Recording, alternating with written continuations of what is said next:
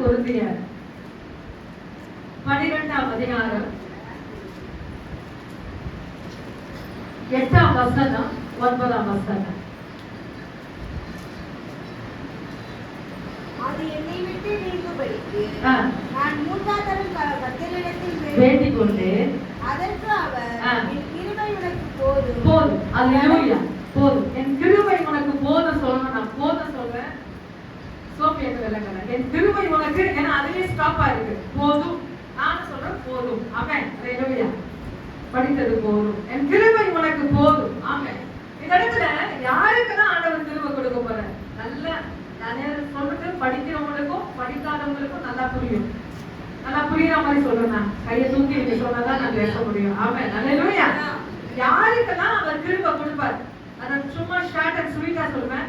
எனக்கு படிக்க தெரியல சிஸ்டர், நீங்க சொல்லலாம். அதை ரத்தின சுருக்கமாக உங்க மத்தியில நான் வைக்கிறேன். ஆனா உங்க சிந்தனை மட்டும் கவனமாக என்னுடைய செய்தியில நீங்க வைக்கும் போது கர்த்தர் நிச்சயமாக உங்களை ஆசீர்வதிப்பார். நிச்சயமா பாத்தீங்கன்னாக்கா இந்த இடத்துல நல்ல பவுல் அதிகமாய் ஊழியம் செய்கிறார். தனக்காக எந்த ஒரு அக்கௌண்ட் இல்ல, தனக்காக எந்த ஒரு வீடு வாசல் இல்ல.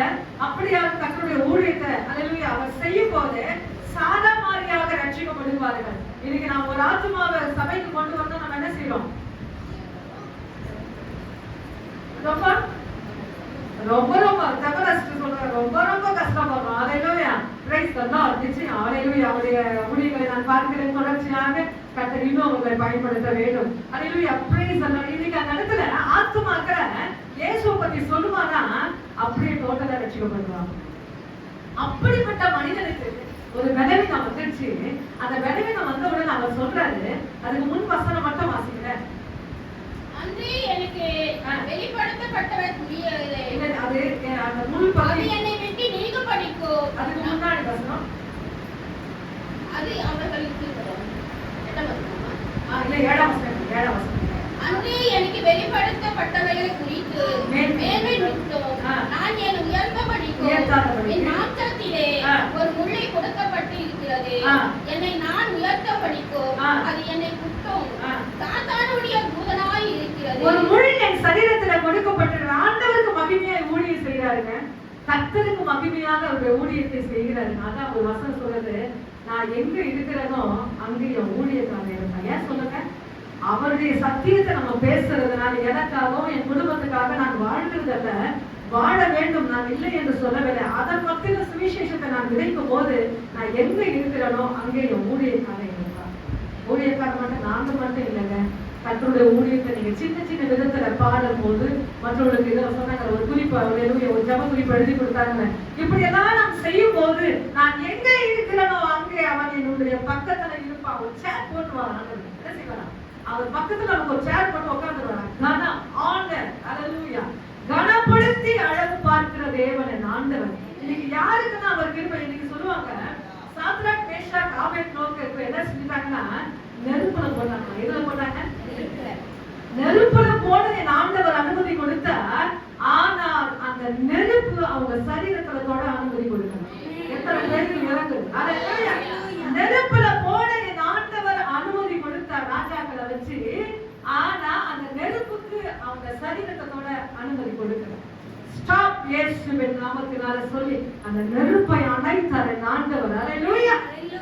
அதே மாதிரிதான் யோபுடைய சரீரத்தை தொட ஆண்டவர் அனுமதி கொடுத்தாரு.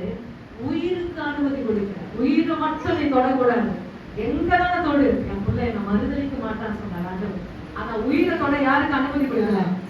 ஆண்டவர் அனுமதி கொடுக்கிறார். பிசாசை பார்த்து அவன் உயிரை தொட உனக்கு அதிகாரம் இல்லை. உயிர் கத்த தீபம். ஒரு மனிதனை மண்ணுல உருவாக்கி அவர் சுவாசத்தை என்ன செய்யறாரு? ஊதி அந்த சுவாசத்தை எடுக்க அவனுக்கு அதிகாரம் இல்லை. அல்லேலூயா. அதான் நான் சொல்ல, உங்க உயிர்ல உங்களுக்கு உரிமை இல்லை. என்னைக்கு ஞானஸ்தானம் எடுத்தீங்களோ அப்பவே உங்க உயிரில உங்களுக்கு உரிமை இல்லை.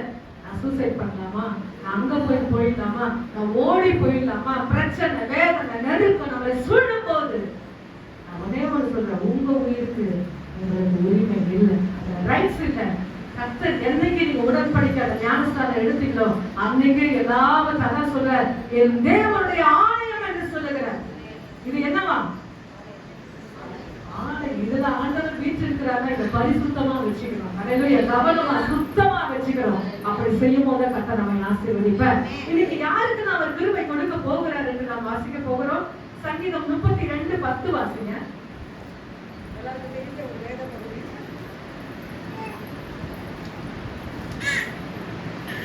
துன்மார்க்கனுக்கு அநேக வேதனைகள் உண்டு. துன்மார்க்கனுக்கு அநேக வேதனைகள் உண்டு.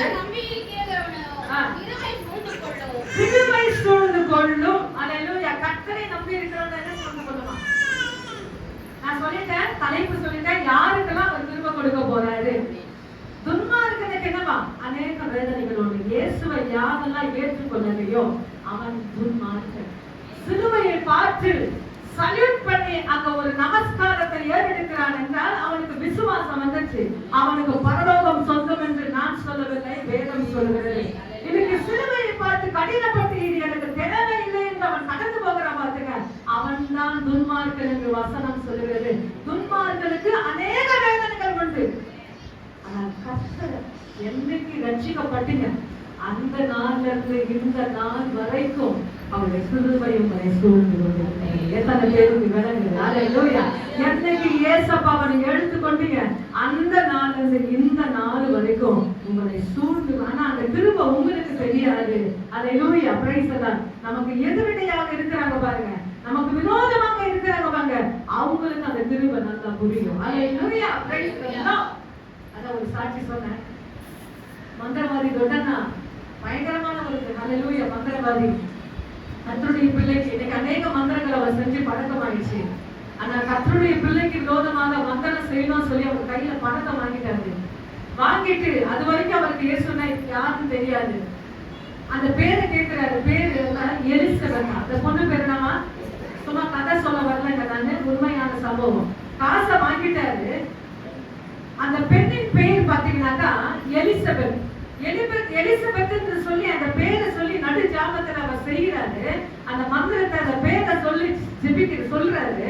சொன்ன உடனே அந்த இடத்துல மந்திரம் கடந்து போல அது எங்க வந்து நிக்குதுன்னா வாசல் வரைக்கும் நின்றுச்சு. ஒரு யூட்டர்ன் பண்ணி போயிடுச்சு. அப்போ ஏன் மந்திரம் கேட்கிறாரு? கேட்ட உடனே அவங்க சொல்றாங்க, ஏதோ அவங்களை சுத்தி ஒரு பிரகாசம், ஏதோ ஒரு நெருப்பு அவங்களை சுத்தி இருக்குங்களா, அவங்க பண்ண முடியல சொல்லி ரிட்டர்ன் பண்றாங்க. நான் பணத்தை வாங்கிட்டேன் செஞ்சுதான் ஆகணும்னு சொல்லி ரொம்ப அதிகமா பண்ணி பண்ணி பண்ணி அனுப்புறாங்க. எல்லாம் யூட்டர்ன் பண்ணி வந்துட்டு இருக்காங்க. ஒவ்வொரு குட்டி சைத்தாலும் யூட்டர்ன் பண்ண வந்துட்டு கடைசியில் அவர் போய் அந்த வாசல் கிட்ட போய் பாக்குறாங்க. என்னதான் அவங்களுடைய கூடாரத்துல இருக்கு, அவங்களை சுத்தி என்ன இருக்கு சொல்லி நானும் பார்க்கணும் சொல்லி அந்த மந்திரத்தோட அவர் போய் பாக்குறாரா. அந்த சகோதரி அந்த இரவு நேரத்துல ஜெபம் பண்ணிட்டு அந்த சகோதரி ஜெபம் பண்ணிட்டு இருக்காங்களா. ஜெபம் பண்ணும்போது அவங்களை சுத்தி ஒரு நெருப்பு இருக்காங்க. பார்த்த உடனே வாசலில் சொல்றாரா, கர்த்தரே மெய்யான தேவன் என்று சொல்லியிருக்காங்க. அந்த மந்திரம் எல்லாத்தையும் இயேசுவின் நாமத்தினால நெருப்புல போட்டுட்டு அதையும் என்னைக்கு அந்த நெருப்பை பார்த்தாரோ அந்த தெய்வம் தான் என் குல தெய்வம் என்று சொல்லி அவர் பைபிளை தூக்கி எங்க போனாலும் அந்த சாட்சி சொல்லிதான் செய்திக்குள்ள அவர் கடந்து போவார். அல்லேலூயா. அருமையான சாட்சிங்க. எலிசபெத் என்றால் கர்த்தருடைய தேவன் ஆணையிட்டு இருக்கிறார். அந்த வார்த்தையுடைய அர்த்தம் என்னன்னா தேவன் ஆணையிட்டு இருக்கிறார். அல்லேலூயா. அர்த்தத்துக்கு மட்டும் இல்ல, நீங்க என்ன பேர்னாலும் வைக்கலாம். கர்த்தருடைய பைபிள்ல இருந்து நீங்க என்ன பேர்னாலும் வைக்கலாம். ஆனால் விசேஷமான ஒரு அக்கினி, விசேஷமான ஒரு கிருபை உங்களை சூழ்ந்து கொள்ளும். அல்லேலூயா. யாருக்கெல்லாம் அவர் கிருபை கொடுப்பார் என்றால் ஃபர்ஸ்ட் எழுதிக் கொள்ளுங்க, நம்பிக்கை உள்ளவர்களுக்கு. கிடைக்குமா கிடைக்காதா, நடக்குமா நடக்காதா, செய்வாரா செய்ய மாட்டாரா என்று நினைப்பீர்களானால் நிச்சயமாய் கிருபை நான் பார்க்க முடியாது.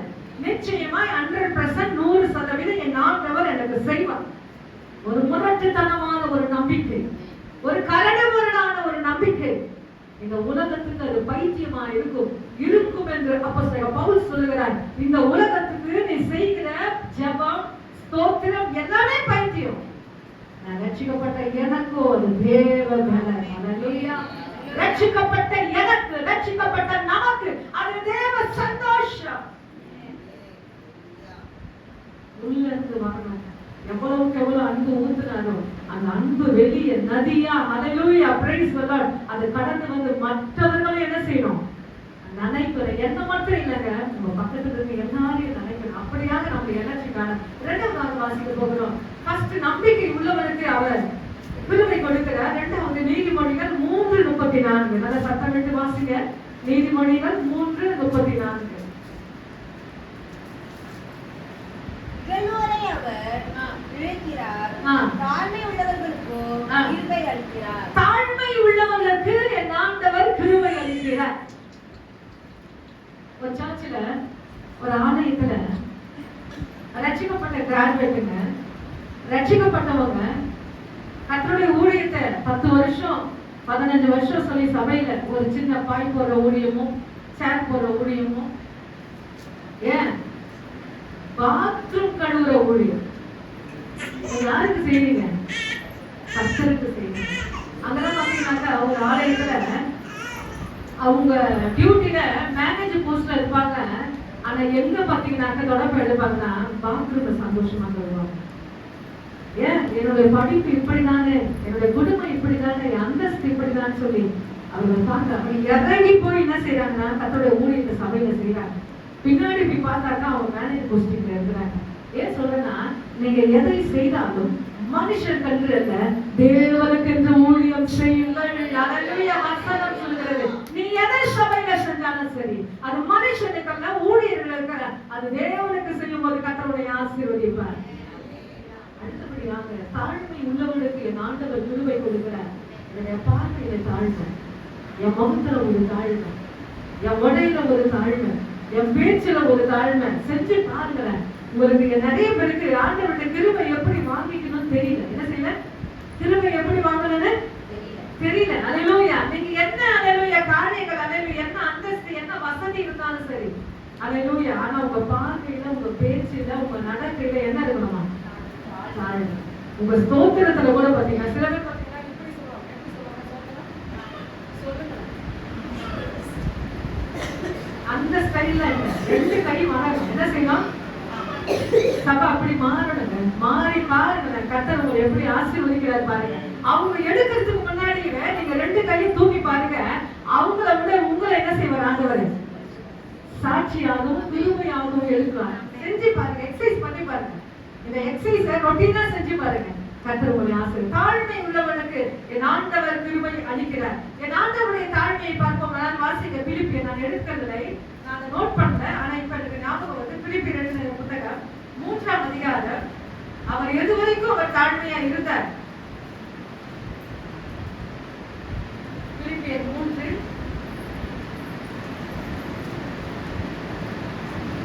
பிலிப்பியர் 2 8ஆம் வசனம் வாசிங்க. அவர் மனுஷ ரூபமாய் காணப்பட்டு மரண பரியந்தம் சிலுவையிலே மரண பரியந்தமும் கீழ்ப்படியாதவராக தாமே தாழ்த்தினார். ஆமென். ஹalleluya. அவர் மனுஷ ரூபமாய் டோட்டலா மனுஷனா மாறினார். என் ஆண்டவர் சிலுவைக்கு போறதுக்கு முன்னாடி மரண பரியந்தம் அவர் உயிர் கொடுக்கிற வரைக்கும் சிலுவையின் மரண பரியந்தம் கீழ்ப்படிந்தவராகி தம்மை தாமே தாழ்த்தினார். அப்ப இயேசுவை போல நம்ம என்ன செய்யணும்? மாறும். ஸ்தோத்திரத்துல கூட பெருமை வந்திருக்காரு. மற்றவங்க ஸ்தோத்திரம் சொல்லும்போது கூட பெருமை வந்திருக்காரு. எல்லாவற்றும் தாழ்வை செஞ்சு பாருங்க. கர்த்தர் நிச்சயமா உங்களை கிருபை சூழ்ந்து கொள்வதாக கர்த்தர் மாற்றுகிறார். அல்லேலூயா. ஒருவருக்கு ஒருவர் அல்லேலூயா புன்முறுவலோட சந்தோஷத்தோட நீங்க செஞ்சு பாருங்க. கர்த்தர் உங்களை முற்றிலுமாக ஆசீர்வதிக்கிறவர் மட்டும் இல்ல, கிருபைகளை கொடுக்கிறார். அல்லேலூயா. 3ஆவதாக வாசிக்க போகிறோம். சங்கீதம் 103:11 வாசிங்க. 3வது பாயிண்ட், சங்கீதம் 103:11. பூமிக்கும் வானம் எவ்வளவு உயரமா இருக்கிறது, எவ்வளவு உயரமா இருக்கிறதோ அவருக்கு பயப்படுகிறவர்கள் மேல் அவருடைய கிருபையும் அவ்வளவு பெரியதா இருக்கிறது. ஆமென். அல்லேலூயா. எத்தனை பேருக்கு விளங்குது? அல்லேலூயா. பூமிக்கு வானம் எவ்வளவு. எக்ஸாம்பிள்ங்க, எப்பவுமே உதாரணம் நம்ம கேட்போம் தெரியுங்களா? ஒரு எக்ஸாம்பிள் கேட்போம் தெரியுங்களா? அது கேட்டுதான் நம்ம என்ன செய்வோம்? அடுத்த ஸ்டெப் போவோம். அப்படிப்பட்டவங்களுக்கு இந்த வசனம் சொல்லுது, பூமிக்கு வானம் எவ்வளவு உயரமா இருக்கிறதோ அவருக்கு பயப்படுகிறவர் மேல் அவருடைய கிருபை அவ்வளவு பெரிதாக இருக்கிறது. கடாயிட்டு கையை தட்டி தேவனுக்கு ஸ்தோத்திரம் சொல்லுவோம். எவ்வளவு பெரிய பாயிண்ட் இது, எவ்வளவு பெரிய பாயிண்ட். நான் அர்த்தம் சுருக்கமா சொல்றேன். பூமிக்கு வானம், வானம் தெரியுங்களா? சும்மா லைட்டா தான் நமக்கு தெரியும். அல்லேலூயா. ஆனா அந்த வானத்தை விட கர்த்தர் உங்க மேல வச்சிருக்கிற கிருபை அவ்வளவு பெருசு என்று சொல்லப்படுகிறது. அல்லேலூயா.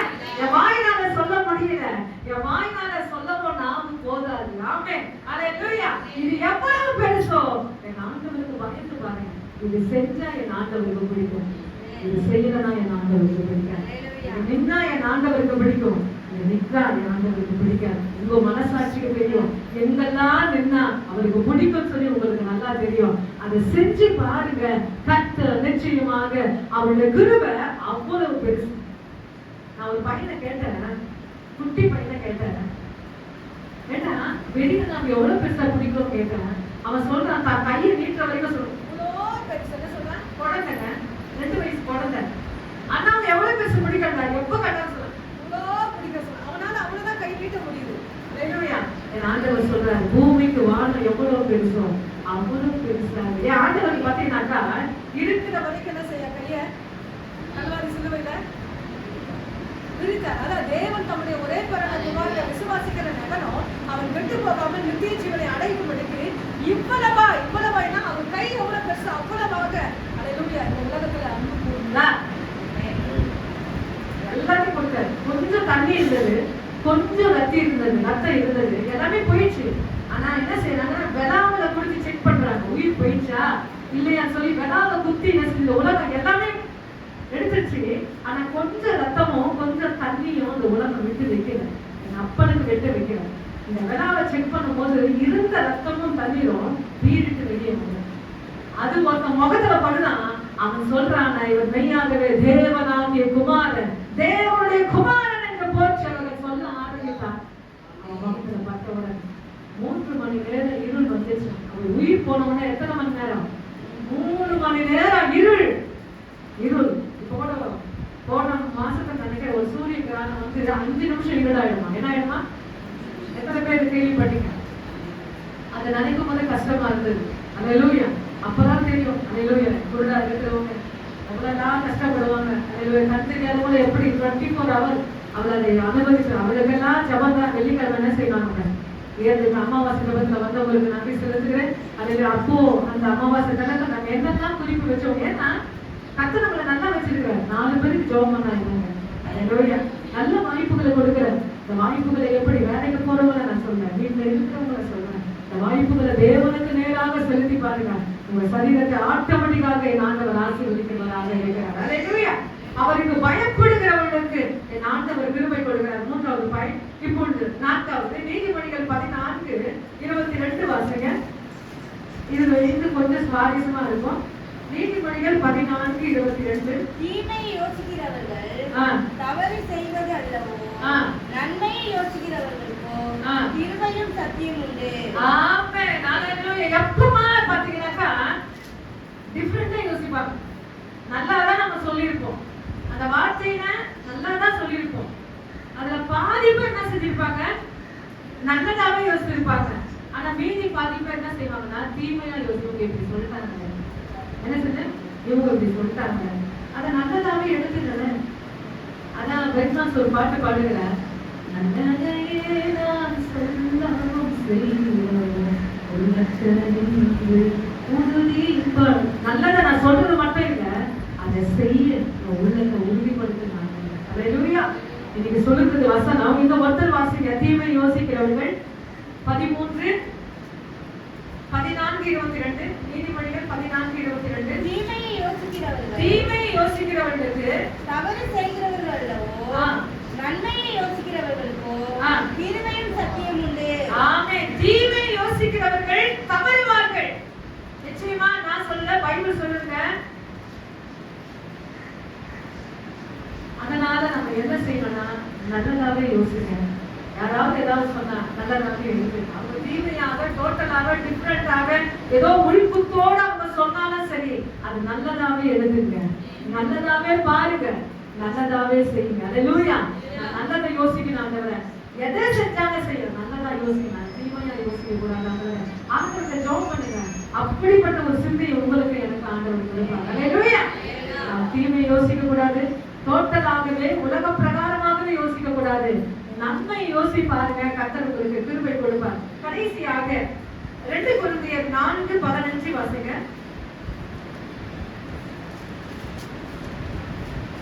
அஞ்சாவது பாயிண்ட்.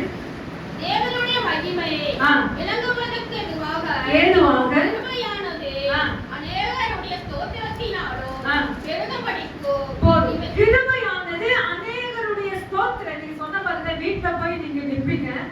ஒரு பாட்டு பாடுவீங்க, அடுத்தது ஜோம் பண்ணுவீங்க, அடுத்தது படுத்துருவீங்க.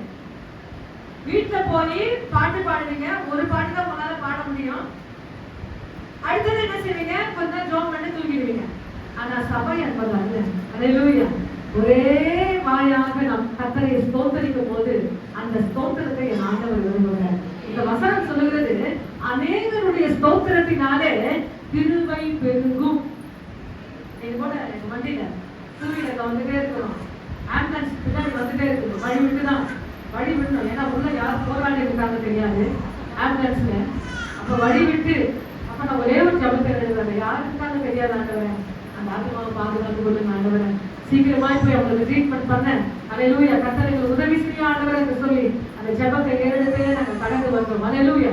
அதே மாதிரி ஒரு சிறு குழந்தை ஒரு சுத்தி பார்க்க எங்க சுத்தி பார்க்க நாங்க கடந்து போனோம்.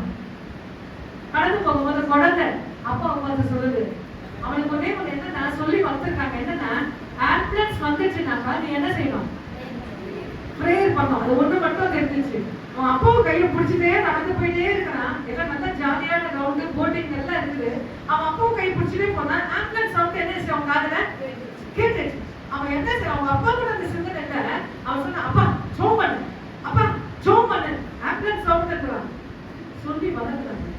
நம்ம தலைமுறை அவரை சேவிக்கிறோம்.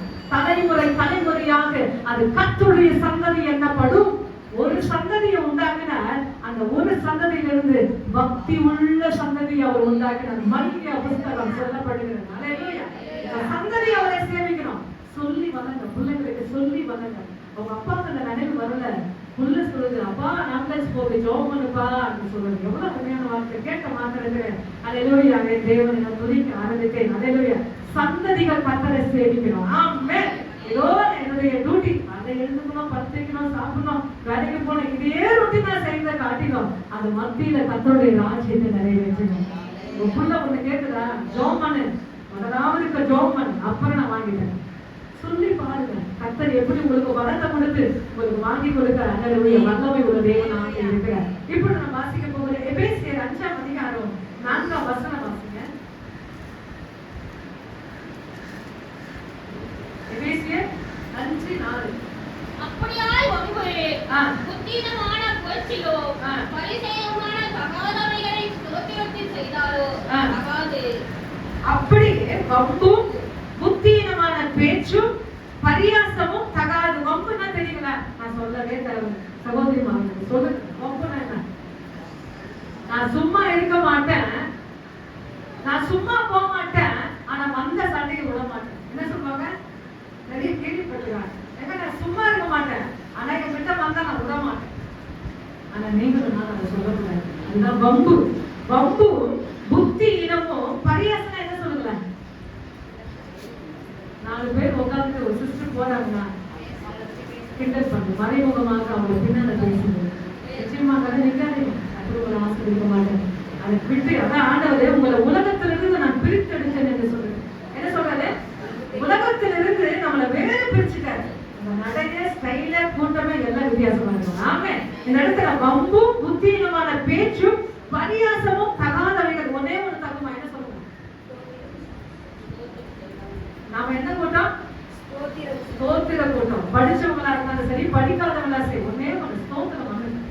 எங்க போனாலும் சும்மா பஸ்ல போறீங்களா, சும்மா நடந்து போய் ஏசப்பா ஸ்தோத்திரம், இயேசுக்கு கர்த்தருக்கு ஏசப்பா ஸ்தோத்திரம், இயேசு அதை சொல்லிட்டே இருங்க. உங்களுக்கு விரோதமாக என்ன கிரியை வந்தாலும் சரி, அது மேற்கொள்ள அதுக்கு அதிகாரம் கட்டளை. அல்லேலூயா. அதான் சிங்க கெபியில தானியேலை போட ஆண்டவர் அனுமதிச்சார். சிங்க கெபியில தானியேலை போட அனுமதிச்சார். ஆனா சிங்கத்துக்கு அனுமதி கொடுங்க. எத்தனை பேருக்கு புரியுது? போட அனுமதி கொடுப்பாரு, உள்ள போயிட்டு வந்துருவோம். ஆனா எது விழுங்கணும்னு நினைக்கிறதோ அங்க இம்மட்டும் அமைச்சு வராதுன்னு அந்த வாய் அடைச்சிருக்கும். அப்படிதான் கர்த்தருடைய மகிமை வெளிப்படுத்துவாருங்க. எனக்கு ஏன் இந்த போராட்டம், எனக்கு ஏன் இந்த பிரச்சனை சொல்லாதீங்க, கொடுப்பாருங்க. கொடுத்து ஒரு சாட்சி உருவாக்குவார். இன்னைக்கும் அந்த சிங்க கெபி பேசப்படுகிறது. இன்னைக்கும் அந்த சிங்கத்தினுடைய வாயை நம்ம பேசுறோம். அல்லேலூயா. எவ்வளவு அருமையான தெய்வம் பாருங்க. அதே மாதிரி ஒரு நேரத்துல பவுலுடைய கைய ஒரு விரியன் பாம்பு கடிச்சிச்சு. என்ன செஞ்சிச்சு? விரியன் பாம்பை கடிக்க விட்டாரு. ஆனா அந்த விஷத்தை என்ன செய்யல, உள்ள ஏற அவர் அனுமதிக்க மாட்டார். அல்லேலூயா. அத சாட்சி வேணும்ல, நம்ம சாட்சி சொல்லணும்ல. அல்லேலூயா. அதான் ஒரு வசனம் சொல்லுது, ஆபத்து காலத்துல என்னை நோக்கி கூப்பிடுவார், நான் நிச்சயமா உன்னை விடுவிப்பேன், நீ என்ன செய்வனா மகிமைப்படுத்துவேன். அல்லேலூயா. அவருக்கு மகிமை வரணும்னா உள்ள கொண்டு போய் வெளியே கொண்டு வருவார். அல்லேலூயா. அதுல ஒரு சாட்சி, ஒரு வல்லமை வெளிப்படணும், நிச்சயமா உள்ள போய் உள்ள வரணும். அல்லேலூயா. நீங்க ஒத்துழைப்பு கொடுத்து பாருங்க, கர்த்தர் நிச்சயமாக உங்களை வல்லமை உள்ளவர்களாக மாற்றுவார். அடுத்ததாக கடைசியாக வாசித்து நான் முடிக்க போகிறேன். சங்கீதம் 50ஆம் அதிகாரம். இப்பொழுது அல்லேலூயா சாந்தன் சொன்ன வசனம் சங்கீதம் 50ல 14:23.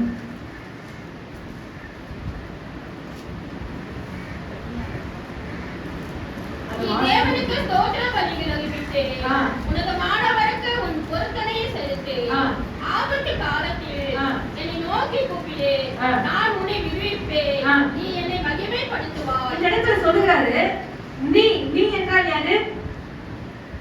பன்மையான வார்த்தையா? இல்ல, ஒருமை.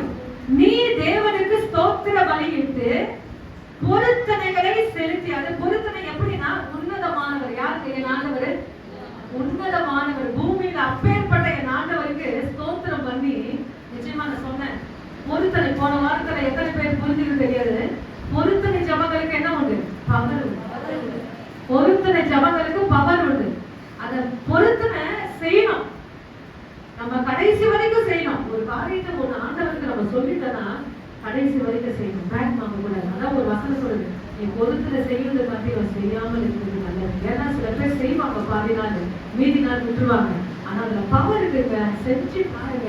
கர்த்தர் எப்படி உங்களை ஆசீர்வதிக்கிறார் பாருங்க, உங்களோட வருமானத்தை ஆசீர்வதிக்கிறார் பாருங்க. அந்த ஜபங்களுக்கு ஒரு விசேஷமான ஒரு ஆசீர்வாதம். இப்ப அதிலே இன்னொரு சங்கீதத்துல அதே 50:23 வசங்க நான் முடிக்க விரும்புறேன். ஸ்தோத்திர பலியிடுகிறவர் என்னை மகிமைப்படுத்துகிறார், தன் பலியை செம்மைப்படுத்துகிறவர் தேவனுடைய ரட்சிப்பை வெளிப்படுத்துவேன் என்று சொல்கிறார். ஸ்தோத்திர பலியிடுகிறவர் யாரை மகிமைப்படுத்துறார்? அப்ப நீ யாரை மகிமைப்படுத்தணும்? ஊழியக்காரங்க, நீங்க ஸ்தோத்திரம் பண்றீங்க, எவ்வளவுக்கு எவ்வளவு உங்க பாத்திரத்தை ஸ்தோத்திரத்தினால நிரப்புறீங்களோ நீங்க யாரை மகிமைப்படுத்துறீங்கன்னா ஆண்டவரை மகிமைப்படுத்துறீங்க. எத்தனை பேர் மகிமைப்படுத்த போறீங்க? கையை தூக்கி ஆண்டவருக்கு நன்றி செலுத்துவோம். ஹல்லேலூயா. ஒவ்வொரு நிமிஷம் சரி, ஒவ்வொரு நேரம் சரி. அல்லேலூயா. அதான் ஆண்டவர் சொல்றாரு, ஒருவன் என்னை காட்டிலும் தன் மனைவியாவது தன் கணவனையாவது தன் சகோதரிகளாவது நேசிக்கிறவன் எனக்கு பாத்திரம் அல்ல. அதிகமா ஒரு வார்த்தை அவர் சொல்வார். என்ன சொல்வார்னா, அவரை விட ஏசப்பா விட யாராவது நீங்க முன்ன ஒரு ஆளை வச்சுட்டீங்கன்னா என்ன ஆயிடுவார் ஆண்டவர்? நம்ம லாங்குவேஜ்ல ஸ்லாங்ல சொல்லுங்க, நம்ம ஸ்லாங்ல சொல்லுங்க, கொடுப்பாயிடுவாரு. இன்னொரு வார்த்தை ஒரு அதிகமா சொல்லாரு, காண்டாயிடுவார் சொல்றாரு. என்ன சொன்னாரு? உண்மைங்க, அவரை வைக்கிற இடத்துல உங்க பிள்ளையோ உங்க கணவனையோ உங்க மனைவியை நீங்க வச்சுட்டீங்கன்னா நிச்சயமாக அவங்க நல்லா ஆசீர்வாதமா இருக்கணும். அவங்க ஆயுசு நல்லா இருக்கணும்னா முதல்ல யார் மேல வைக்கணும்னா அப்பன் மேல. எனக்கு அநேக ரகசியம் புரியல. அவங்களுக்காக ஜோம, என் பிள்ளைக்காக ஜெபி, என் வீட்டுக்காரருக்கு ஜெபி, நல்லது. அந்த வைக்கிற இடத்துல யாரு நீ வைக்கிற?